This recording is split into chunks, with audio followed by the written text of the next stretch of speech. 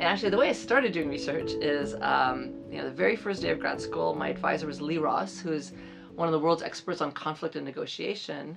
And I still remember we kind of took a walk around campus. We went to the Rodin Sculpture Garden. I remember him telling me about how a great experiment is like a great sculpture, and like kind of like or a great finding, a great study, that because the more every time you look at it, you might see something new in it, or you learn something different from it.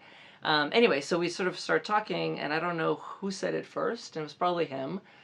He said, what is happiness, and why are some people happier than others, and what's the secret to happiness? So that's kind of how it all started. In the first about 10 years of my career, I was mostly comparing happy and unhappy people, just kind of to try to understand, like, what is it about them? Like, in jargon terms, kind of what are the cognitive, motivational, affective processes that distinguish them? How do they think and behave differently?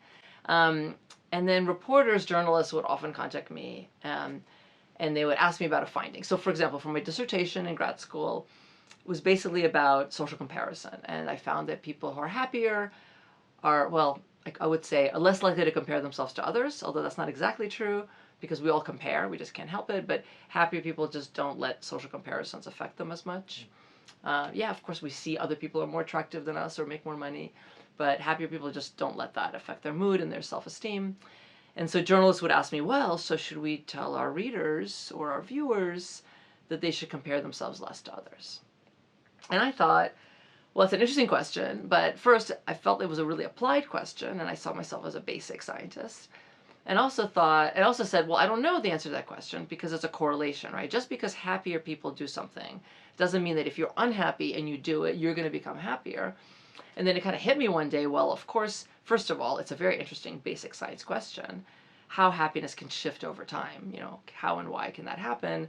And that we can do experiments to find out. So we can do randomized controlled trials, kind of like clinical trials. I call them happiness interventions, where we, prompt or encourage some people to behave in one way. We have a comparison group, control groups to do something else, and then we follow them across time to see if they get happier, if they feel more connected, if they get healthier. So that's what I've basically been doing the last 30 years.